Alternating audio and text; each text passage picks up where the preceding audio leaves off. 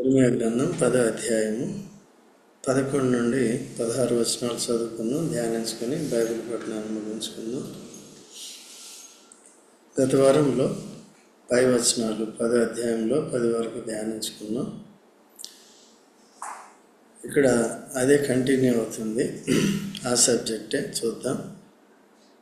మీరు వారితో ఇలాగ చెప్పవలెను, ఆకాశమును భూమిని సృష్టింపని ఈ దేవతలు భూమి మీద నుండకుండాను ఆకాశం కింద ఉండకుండాను నశించును. మీరు వారితో ఇలాగ చెప్పవలెను. ఎవరితో చెప్పాలి? చెప్పండి. ఎవరైనా విగ్రహాలని పూజిస్తే వారందరికీ చెప్పాలి. అందుకనే అడిగాను, ఎవరికి చెప్పాలి? మనం కూడా ఎవరిని పూజించాం? మనకెవరో చెప్పారు కాబట్టి ఏమైంది? ఇప్పుడు దేవుని వైపు తిరిగాం, ఆత్మతో సత్యంతో ఏం చేస్తున్నాం? ఆరాధన చేస్తున్నాం. పాత నిబంధనలో ధర్మశాస్త్ర ప్రకారము జంతు బలులు అర్పించి ఆరాధించారు. తర్వాత కొత్త నిబంధనలో యేసు ప్రభు తానే తన దేహాన్ని సిలువలో మన పాప పరిహారం కొరకు అర్పించుకొని రక్తము కార్చి చనిపోయి సమాధి చేయబడి తిరిగి లేచాడు. మనకి నిత్య జీవపు నిరీక్షణ ఇచ్చాడు. తద్వారా సిలువ వేయబడి ద్వారా పాపాలు క్షమించబడ్డాయి, యేసు రక్తంలో కడగబడ్డాయి, పరిశుద్ధులమయ్యాం, నీతిమంతులుగా తీర్చబడ్డాం, నిత్య జీవ వాగ్దానం వచ్చింది, తిరిగి లేచాడు. కాబట్టి యేసు ప్రభు మన పాపాల గురించి చనిపోయి తిరిగి లేచినాడని నమ్మిన మనం కూడా ఏమవుతామండి? తిరిగి యేసు ప్రభు లేచినట్టుగా మనల్ని కూడా దేవుడు లేపుతాడు. సదాకాలము కాగా సదాకాలము యుగ యుగాలు పరలోకంలో స్వర్గంలో సదాకాలం ఉంటాం. అయితే రక్షణ పొందిన తర్వాత ఇప్పుడు లోకము దేవుణ్ణి ఆరాధించినట్టుగా, లోకము పూజించినట్టుగా పూజించకూడదు. వారు దేవుని ఎరిగిన వారు. దేవుని ఎరగాలంటే దేవుడు బైబిల్ ద్వారానే తను తాను బయలుపరుచుకున్నాడు. కాబట్టి బైబిల్ని ఎరగాలి. లేకపోతే బైబిల్ని ఎరిగిన వారు చెప్పినప్పుడు వారు వినాలి. వాదోపవాదాలు పెట్టుకుని, లేకపోతే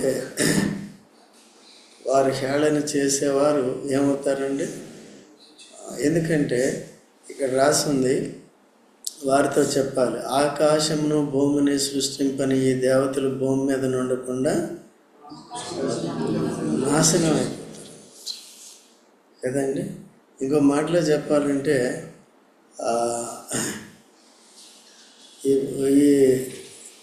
అవి ఆ విగ్రహాలు ఎలాగా ఉన్నా లేకపోయినా అవి ఒకటే, దాంట్లో జీవము లేదు. అయితే ప్రాణము కలిగిన ప్రతి మనిషి నాశనం అయిపోతుంది కదండి. అందుకనే బైబిల్ ఏం చెప్తుంది?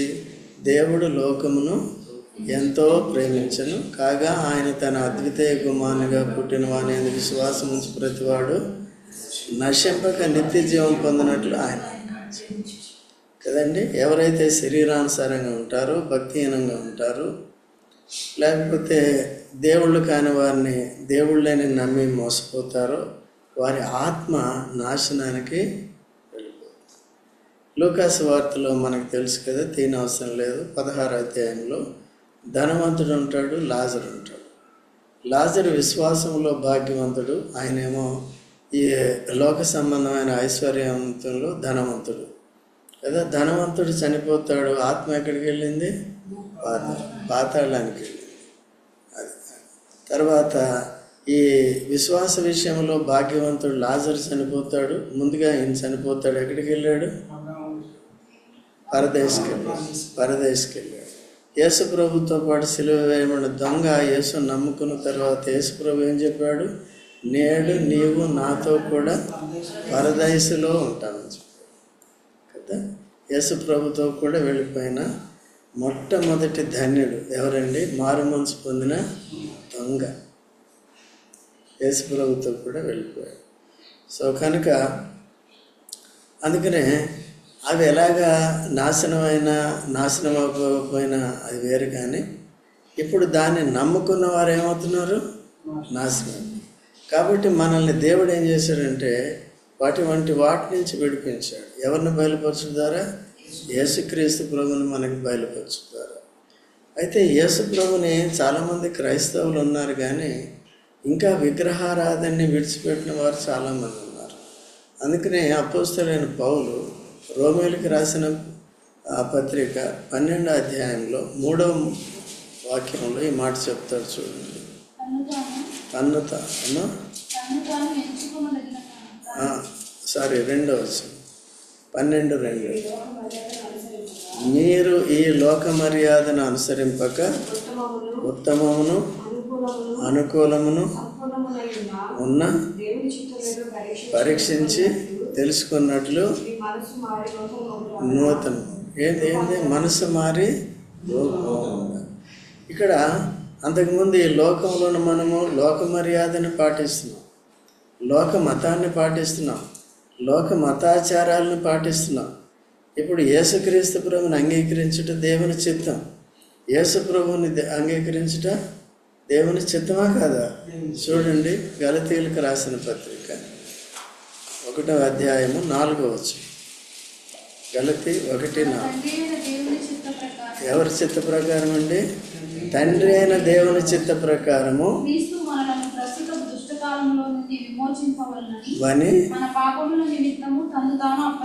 మన పాపముల నిమిత్తము ప్రస్తుత దుష్టలోకం నుంచి విడిపించి రక్షించాలని, పరలోక రాజ్యానికి చేరాలని, వ్యర్థమైన వాటిని దేవుళ్ళు కాని వారిని విడిచిపెట్టాలని, మతాచారాలను విడిచిపెట్టాలని, నాస్తికత్వాన్ని విడిచిపెట్టాలని, కాబట్టి స్వనీతిని విడిచిపెట్టాలని, లోక మర్యాదను విడిచిపెట్టాలని తండ్రి యొక్క చిత్త ప్రకారము మనకు నిమిత్తము ఏం చేశాడు యేసు ప్రభు? ఆ యేసుక్రీస్తు ప్రభుని అంగీకరించటే దేవుని చిత్తం అన్నమాట. చూడండి, 1 యోహాను పత్రిక 3వ అధ్యాయము 23వ వచనం. ఆయన ఆజ్ఞ అనేది దేవుని చిత్తం. ఇది చెయ్యండి అంటే అది దేవుని చిత్తం. ఆజ్ఞ ఏదనగా దేవుని చిత్తం అంటే ఏంటి? ఏదేదో నేర్పిస్తున్నారు దేవుని చిత్తం. సూటిగా సరిగా చెప్పకుండా దేవుని చిత్తం కనుగొన్న ఇది అది అంటారు.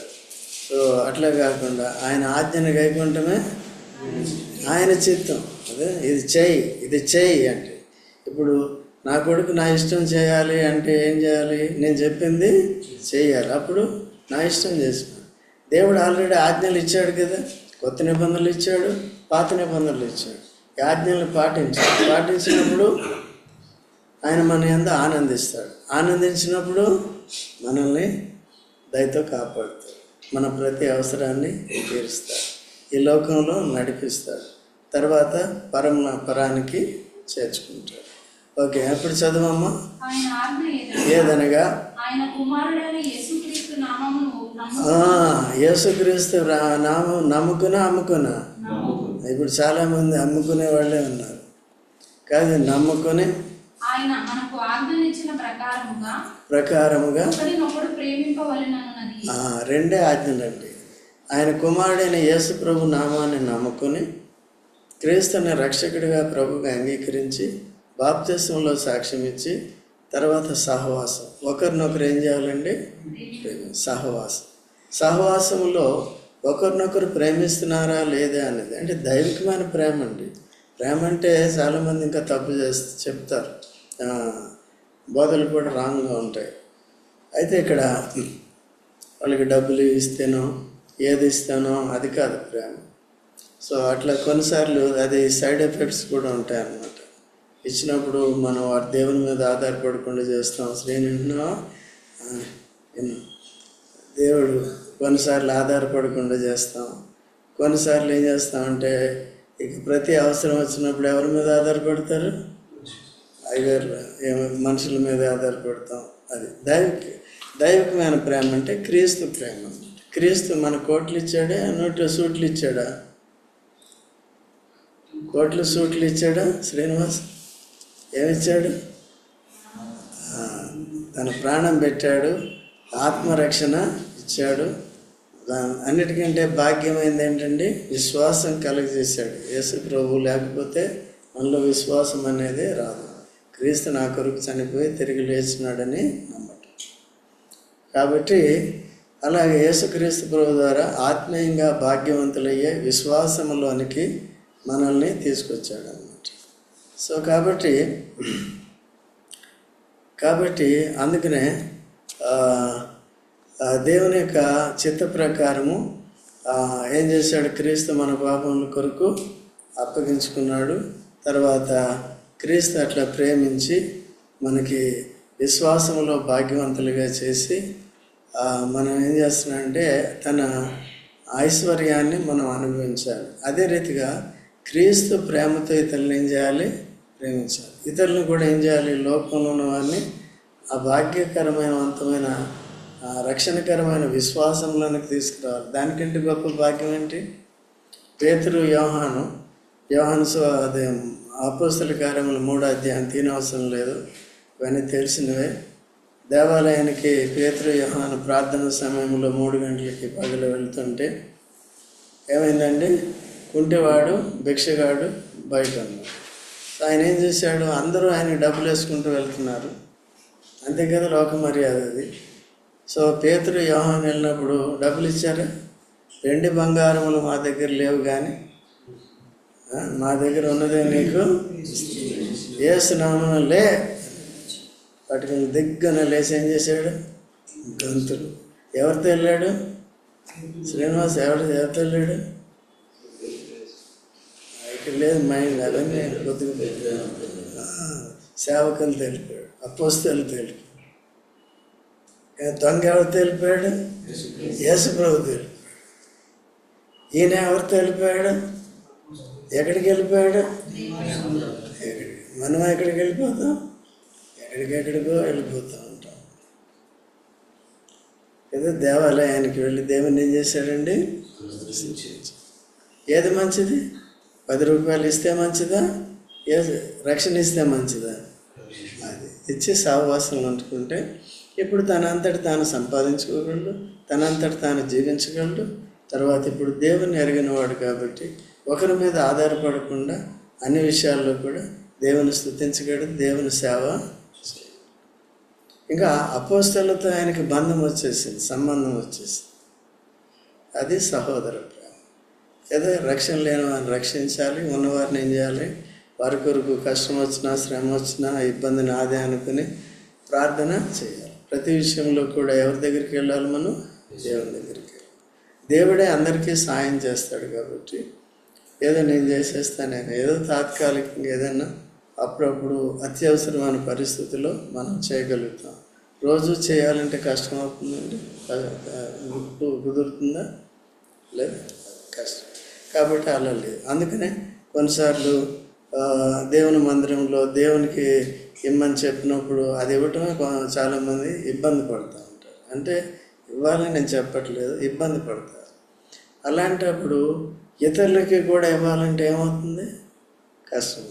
ఓకే, అయితే అత్యవసర పరిస్థితులు. అందుకని చాలాసార్లు ఎప్పటికీ మీరు ఆర్థికంగా ఇతరులకి ఏదో చేయాలి అనే భారం మేము మీద పెట్టాం. సో అటువంటి ఇబ్బందికరమైన పరిస్థితులు ఎవరికైనా వచ్చినప్పుడు సంఘం నుంచి ఏం చేస్తాం.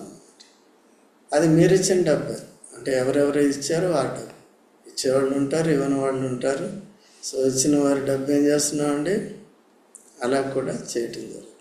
సో కాబట్టి ఇదే ఇంతకీ ఎందుకు చెప్తున్నాం, ఇది ప్రేమ చూపించడం అంటే ఏదో డబ్బులు ఇవ్వటం కాదు, అది పాడు చేసినట్టు. నేను కూడా చాలాసార్లు అట్లా చేశాను. ఇప్పుడు ఇక్కడ కాదు, వేరే దగ్గర. ఇక్కడ ఇప్పుడు అర్ధసహితంగానే చేస్తాం, అక్కడ దాని సైడ్ ఎఫెక్ట్స్ లేకుండానే చేస్తాం అన్నమాట. ఓకే, అది కూడా రీజనబుల్గానే చేస్తాం అన్నమాట, అన్ని దృష్టిలో పెట్టుకుని చేస్తాం అన్నమాట. సో కాబట్టి అటు వెళ్ళి ఇబ్బందుల్లో ఉన్నప్పుడు వారికి హెల్ప్ చేసినప్పుడు వారు తీసుకుని వెళ్ళిపోయేవారు, సహవాసానికి వచ్చేవారు కాదు. అర్థమైందా? అట్లా వెళ్ళిపోయేవారు. సో వారు ఇస్తే కొన్నిసార్లు వారిని ఆత్మీయంగా కట్టవచ్చు, వాళ్ళని సరైన క్రీస్తుని గురించిన సరైన జ్ఞానంలోనికి వారిని తీసుకురావచ్చు అనే ఉద్దేశంతో చేస్తే వారు తీసుకుని ఏం చేస్తున్నారండి. కొంతమంది అట్లా ఇక్కడి నుంచి ఇక్కడ తీసుకుంటాడు, వెళ్ళిపోతాడు, మళ్ళీ ఇంకో దగ్గరికి వెళ్తాడు, మళ్ళీ అక్కడ తీసుకుంటాడు, వేషాలు వేసి అట్లా తిరుగుతాను. ఇలా పాడైపోయిన వాళ్ళు చాలామంది ఉన్నారు, నేను చూశాను. సో మనం అందరం అలా కాదు, కానీ జాగ్రత్త కొరకు చెప్తున్నాం. ప్రేమ అంటే ఏంటి? దైవికమైన ప్రేమతో మనం ప్రేమించాలి అత్యవసర పరిస్థితులు. ఎందుకంటే ఆయన కూడా చెప్తాడు చూడండి, యాకోబు పత్రిక 2వ అధ్యాయము, యాకోబు పత్రిక 2వ అధ్యాయము 13వ వచనం. యాకోబు పత్రిక 2:13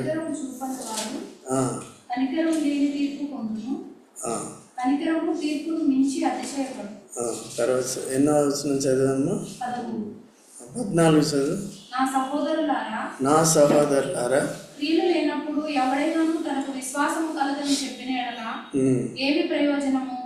అట్టి విశ్వాసం అతని రక్షింపగలదా? సహోదరుడైనను సహోదరి అయినను దిగంబరులై, సహోదరుడైనను దిగంబరి అయి, ఆనాటికి, ఏ నాటికండి? రోజు కాదు, ఆనాటికి భోజనం లేనప్పుడు మీలో ఎవడైనను శరీరమునకు కావలసిన వాటిని ఇయ్యక సమాధానముగా వెల్లుడి చలి కాచుకొనుడి తృప్తి పొందుడని చెప్పిన ఏమి ప్రయోజనం కదా. మన విశ్వాసం ఉంది. అత్యవసర పరిస్థితులు ఎవరైనా ఉన్నారంటే వాళ్ళకి ఏం చేయాలి? కొంతమంది నిరాధారంగా ఉన్నారు, వారు పరిచర్య చేస్తున్నారు, వారిని కూడా ఏం చేయాలంటే సంఘం చూసుకో. కొంతమంది విధవరాండ్రు ఉంటారు, కొంతమంది ఉంటారు. ఇప్పుడు మా టైటస్ ఉన్నాడు, ఆయన కూడా పరిచర్య చేస్తున్నాడు, ఆయన కూడా కొద్దిగా చూసుకోవాల్సి ఉంటుంది. ఓకే, పిల్లలు ఉన్నారు, సంపాదిస్తున్నారు, అది వేరే అనుకోండి. సో ఇంక తన వారి మీద డిపెండ్ అవ్వకుండా ఉంటే తన ఖర్చులకి అదొక ప్రెస్టేజ్. అదేంటి ఏమంటారు? ప్రెస్టేజా?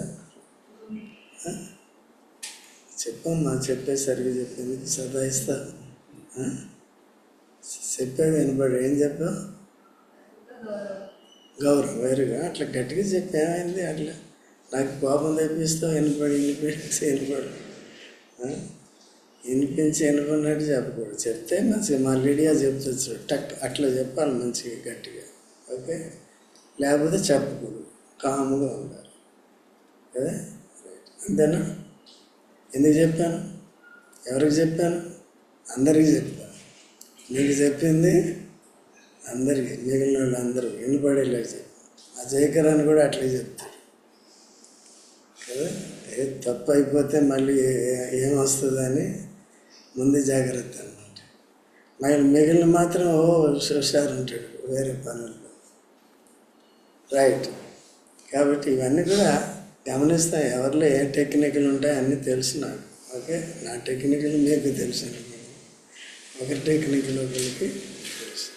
కాబట్టి ఇవన్నీ ఉంటాయండి పద్ధతులు. సంఘ సేవ అంటే ఏదో చెప్పుకుంటూ వెళ్ళిపోయేది కాదు. ఇవన్నీ కూడా జాగ్రత్తగా గమనించాలి. ఎవరికి హెల్ప్ చేయాలి, ఎవరికి చేయకూడదు, సో అనే విషయాలన్నీ కూడా చేయాలన్నమాట. కొన్ని పరిస్థితులు అలా ఉంటాయి, మీకు తెలీదు. కొన్నిసార్లు ఫీజు కట్టలేని పరిస్థితుల్లో ఉంటారు. సో వాటిని కూడా గుర్తుపెట్టుకుని చేయవలసి ఉంటుంది. అందుకనే మీ దగ్గర కంప్లైంట్స్ రావు. వస్తున్నాయా మీ దగ్గర కంప్లైంట్స్? వాళ్ళు ఫీజు కట్టాలని వాళ్ళు ప్రార్థన చేస్తే మీరు చేస్తారన్నమాట. సరే, మీరు చేసిన దాన్ని బట్టి నాకు ఇన్ఫర్మేషన్ వస్తుంది. కొన్నిసార్లు మీతో షేర్ చేసుకుంటారు. సో మళ్ళీ దాని గురించి మీకు చెప్పరు. ఎందుకు? వచ్చినప్పుడు దాంట్లో ఉన్న జెన్యూన్నెస్ ఏంటి అనేది తెలుసుకుని జాగ్రత్తగా చూస్తాం అన్నమాట.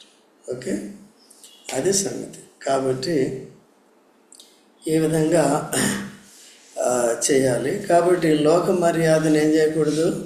అనుసరించాలి. లోకం ఏం చేస్తుంది? విగ్రహారాధన. ఈనాడు చర్చెస్లో కూడా అట్లా చేస్తున్నారు అన్నమాట. సో ఈ దినాలను పాటించడం కానీ, లెంట్ డేస్ అని, లేకపోతే ఇవన్నీ అంత అవసరము లేదు. అవంటే ఎప్పటికీ ఆ కాలానికే పరిమితం. కాబట్టి ఎప్పుడు కూడా మనం ఏం చేయాలండి? సిలువను ఎప్పుడు మోయాలి? మనం అనుదినము మోయాలి.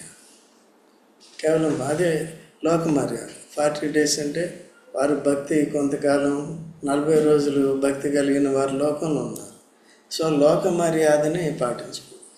ఎందుకంటే అంతకుముందు పాటించారు కదా 40 days. యేసు ప్రభు కూడా ఉపవాస ప్రార్థనలు చేశాడు కదా. అంటే యేసు ప్రభు వరకే. సంఘం ఆరంభించిన తర్వాత చెప్పండి, సంఘం ఆరంభమైన తర్వాత ఇప్పుడు అపోస్తలుల బోధ, సహవాసము, రొట్టె విచ్చుట, ప్రార్థన. అంటే అపోస్తలుల బోధ అంటే ఏంటి? మామూలుగా వాక్యం చెప్పడం. బోధ అంటే సిద్ధాంతము, వారు పెట్టిన సిద్ధాంతము, వారి ద్వారా యేసు ప్రభు పెట్టిన సిద్ధాంతాలు.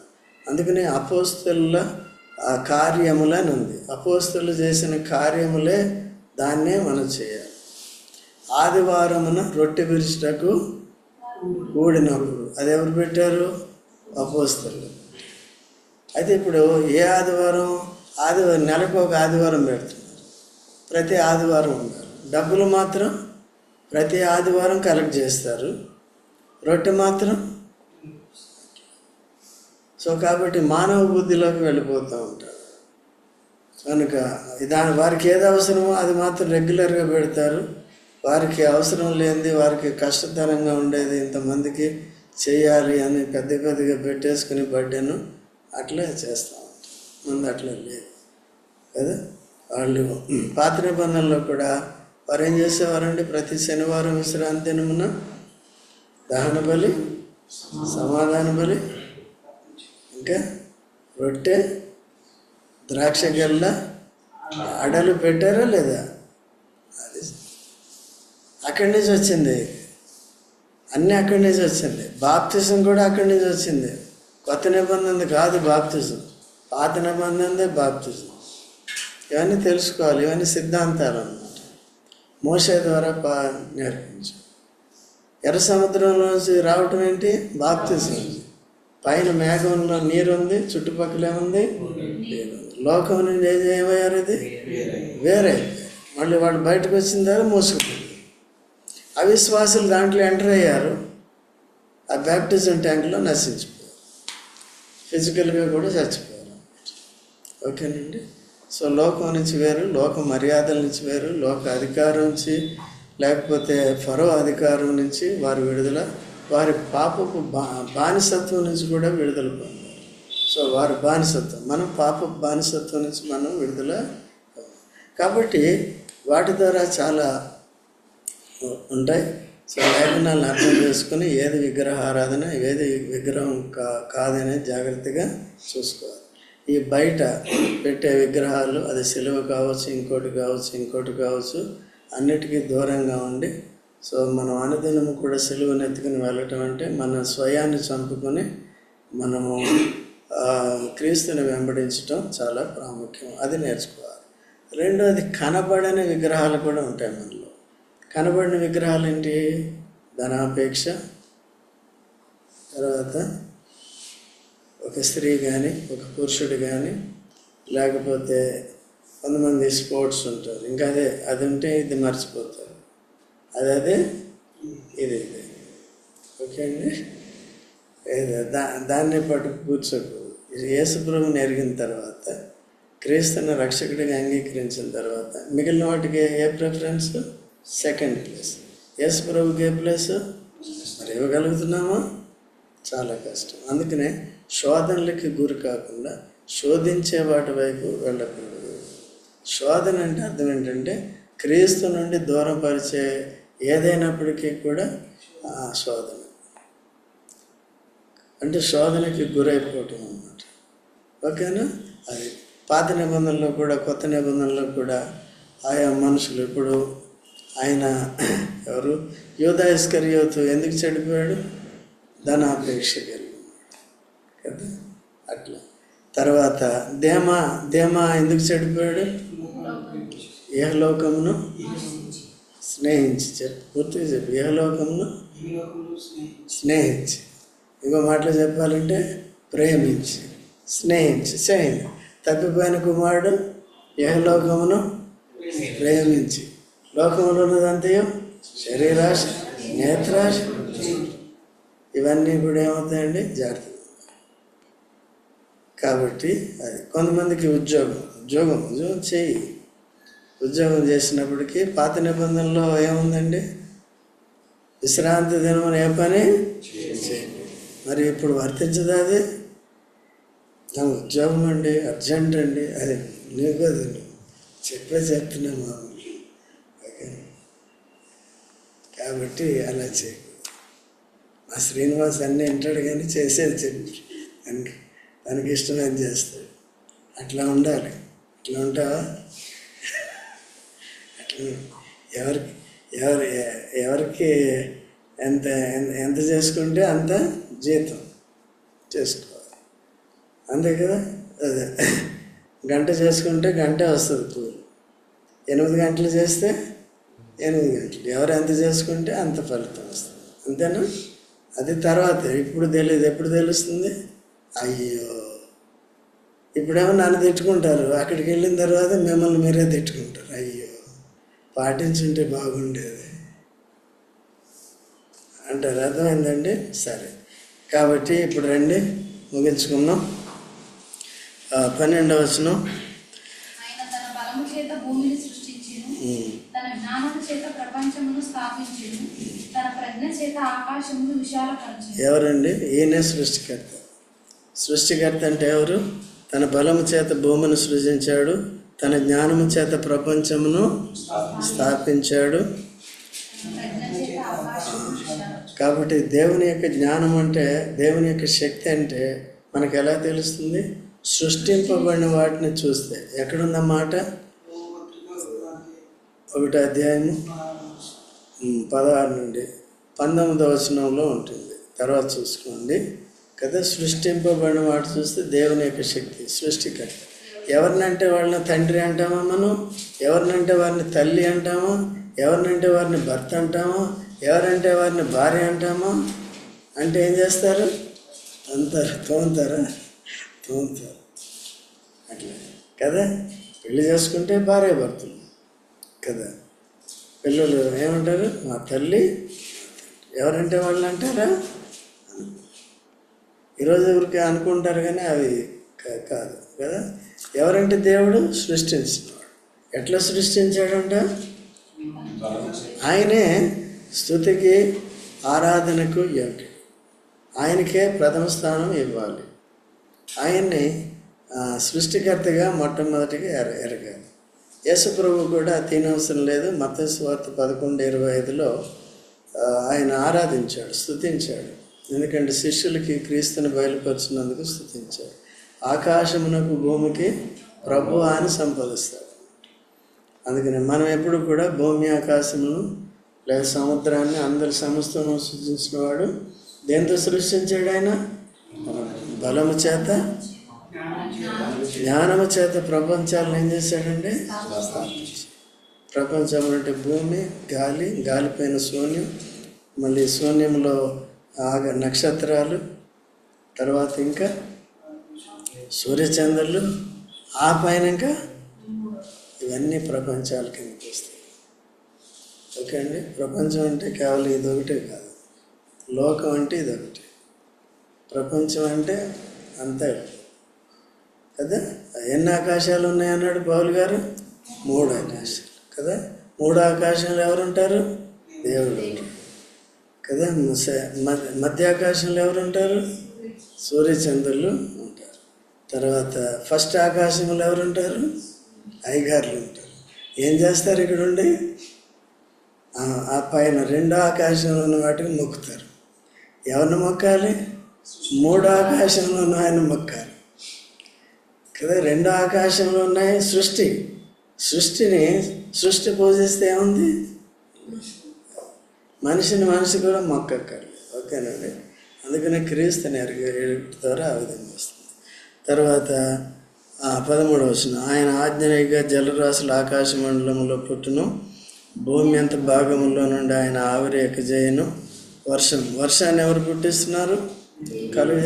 వర్షం కురిపించకపోతే ఏమవుతుంది? ఆ దేవుడు 3 ఆకాశంలోని దేవుడు సృష్టికర్త ఇస్తుంటే వానదేవా వర్షం కురలేదనుకో 2 కప్పలు తీసుకుని పెళ్లి చేస్తున్నారు, లేదా గాడిదలకి పెళ్లి చేస్తున్నారు. ఇది ఏం మర్యాద అండి? ఇది ఎందుకు ఇవ్వట్లేదు? ఇవన్నీ చేస్తున్నారండి. సో అట్లా చేసి తర్వాత తెలివిలేని ప్రతి మనుషుడు, తెలివిలేని అంటే అర్థం ఏంటి? ఈ లోకంలో ఉండొచ్చు నీకు తెలివి కదా. ఏంటది, ఇంజనీర్ కావచ్చు, సాఫ్ట్వేర్ ఇంజనీర్ కావచ్చు, సివిల్ ఇంజనీర్ కావచ్చు, ఎవరైనా కావచ్చు. ఈ తెలివి ఉండవచ్చు. నీ పొట్ట సంపాదన కొరకు, పొట్ట తిప్పల కొరకు పనికి వస్తుంది. అయితే దేవుడు ఎవరో ఎరగకపోతే నువ్వు పశుప్రాయుడు. క్రీస్తు ఎవరు ఎరగకపోతే పశుప్రాయుడు. క్రీస్తుని అంగీకరించి క్రీస్తుని ప్రథమ స్థానం ఇవ్వకపోతే పశుప్రాయుడు. పశుప్రాయుడు అంటే అర్థం ఏంటి? తెలివి లేనివాడని అర్థం. పశువుకి ఏముండదండి? పరిమితమైన తెలివి. తను కాపాడుకోవటానికి, తాను పోషించుకోవటానికి, తన పిల్లల్ని అప్పటికప్పుడు భద్రపరుచుకోవటానికి. అయినా ఇప్పుడు తప్పించుకోలేరు. కొన్నిసార్లు పులి వచ్చిందంటే మేక తప్పించుకోగలదా? అయినప్పటికీ ఇది ట్రై చేస్తుంది. లేకపోతే ఇక్కడ దాక్కోవటానికి. ఇప్పుడు ఎలక ఉంది, ఎలక తెలివి ఉందా? బయటకు వచ్చిందనుకోండి, మనిషి కనపడిన వెంటనే కలుగులోకి వెళ్ళిపోతుంది. ఎంత తెలివి కదా మనం. రా చూద్దాం, సాతానుతో చెప్పి రా చూద్దాం, ఏం చేస్తాడు? 4 దంచి ఎవరు దావీదు లాంటి వాడిని పాడు చేశారు. ఓకే అండి, ఇవన్నీ కూడా సృష్టికర్త ద్వారానే మేలు జరుగుతున్నప్పుడు ఈ సృష్టిని రెండో ఆకాశంలో ఉన్న వాటిని విగ్రహాలుగా చేసుకోవటం, లేకపోతే మానవ రూపాలను విగ్రహంగా చేసుకోవటం, లేకపోతే అటు జంతువు కాదు మనిషి కాదు వాటిని విగ్రహాలుగా చేసుకోవటం, ఇదే దేవుడిని పూజించటం, అది బుద్ధిహీనత కదా, అవివేకం కదా.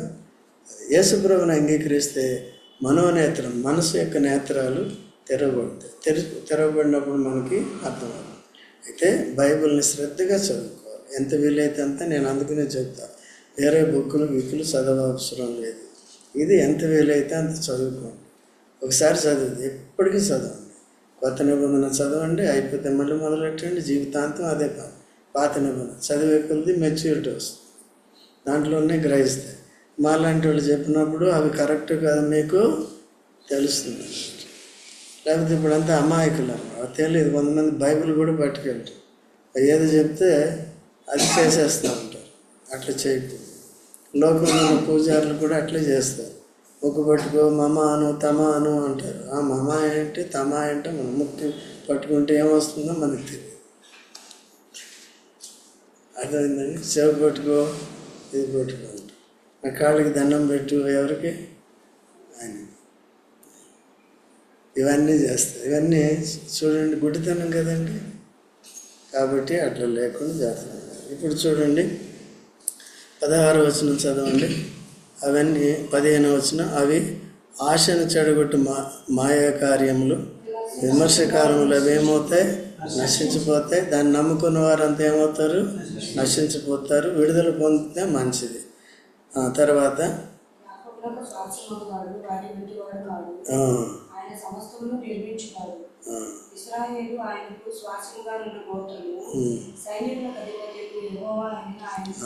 ఎవరండి ఆయన? సైన్యములకు అధిపతియగు వాటి వంటి వాడు కాదంటే విగ్రహ దేవతల వంటి వాడు కాదు.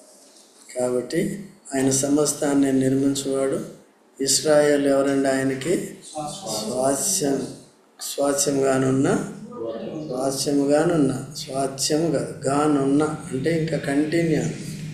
ఇప్పుడు యేసుక్రీస్తులో సంఘం, క్రీస్తు యేసులో ఉన్న సంఘం. అటు యూదులే కానీ ఇటు ఇశ్రాయేలే కానీ ఎవరైనా యేసుప్రభువుని నమ్ముకుని మళ్ళీ విగ్రహాల జోలికి పోకుండా జాగ్రత్తగా ఉంటూ విశ్వాస నియమాన్ని పాటిస్తూ వాక్యాన్ని సరిగా నేర్చుకుంటూ, సో కొత్త నిబంధన సంఘం ఆరంభమైనప్పటి నుంచి అపోస్తలుల కార్యాలని మనం పాటించాలి. అయితే యేసుప్రభు యొక్క నైతిక గుణాలని మనం కలిగి ఉండాలి. క్రీస్తు యేసు కలిగిన గుణాలని కలిగి ఉండాలి. తర్వాత అబ్రహాము వంటి విశ్వాస వీరుల యొక్క పట్టిక మనం చూస్తున్నాం. వారి విశ్వాసం కూడా వాటిలో ఆచారాలు అనేవి ఉండవన్నమాట. విశ్వాసంలో ఏముంటుంది? అది గుడ్డి విశ్వాసం అంటే దాంట్లోకి వెళ్ళిపోతూ ఉంటాం. అది మానవులు పెట్టింది నమ్మితే ఏమవుతామండి? గుడ్డి విశ్వాసం. అయితే దేవుడు చెప్పింది సరిగా నమ్మి దాన్ని చేస్తే ఏమవుతుంది? అది నిజ విశ్వాసం. ఓకే, ఆ విశ్వాసం మనం కలిగి ఉండాలి. కనుక ఆయన యెహోవా అని పేరు. ఇప్పుడు కనుక యేసుక్రీస్తు ప్రభు రక్షకుడయ్యాడు. ఆయన ఎందుకంటే రక్షకుడిగా వచ్చాడు కనుక అందరికీ విమోచన క్రయధనంగా తను తాను అర్పించుకోవటానికి వచ్చాడు కనుక దైవత్వాన్ని తండ్రిగా అక్కడ పెట్టి వచ్చాడు అన్నమాట. అయితే ఈ పరలోక రాజ్యం భూమి మీదకి వచ్చే వరకు కూడా, తన రాజ్యం వచ్చే వరకు కూడా ఈ త్రిత్వం అనేది కొనసాగుతుందన్నమాట. తర్వాత యేసు ప్రభు వచ్చి పరిపాలన చేసేటప్పుడు తన ప్రజలతో అప్పుడు ఒకే దేవుడు ఒకే ప్రభు అవుతాడు. సో తండ్రి ఆయనే, గొర్రెపిల్ల ఆయనే, అన్నీ ఆయనే. అప్పుడు ఆయన మాత్రమే మనం చూస్తాం, ఆయన తప్ప ఇంకెవరు కూడా ఉండరు అన్నమాట. కనుక ఈ మాటలు గుర్తుపెట్టుకుందాం. మత్తయి సువార్త 17వ అధ్యాయం తీయనవసరం లేదు. మొదటి వచనాల్లో యేసు మోషే తర్వాత ఏలియా వారు మహిమదేహాలతో ప్రత్యక్షమైనప్పుడు యేసు ప్రభు కూడా రూపాంతరం చెందాడు మహిమదేహంలోకి. తర్వాత వారిద్దరూ వెళ్ళిపోయారు, యేసు ప్రభు ఒక్కడే నిలిచాడు. కాబట్టి అలా వారు కూడా ఘనత పొందడానికి వీల్లేదు. ఎవరండి? యేసు ప్రభువే నా ప్రియ కుమారుడు. వారికి మోషే గురించి చెప్పలేదు, ఏలియా గురించి. ఎవరి గురించి చెప్పాడు? కాబట్టి ఈయన మాట వినండి. ఆయన మాట వినటమే దైవం శక్తి. సో మన రక్షణార్థమైన విషయాల కొరకు దేవుని వాక్యాన్ని నమ్మి దాన్ని చేయటమే దేవుని చిత్తం అన్నమాట. నేను పెళ్లి చేసుకోవాలి, అది చేసుకోవాలి, అది ఎంత చేసినా నీ ఇష్టాలే, నా ఇష్టాలే చేస్తాను.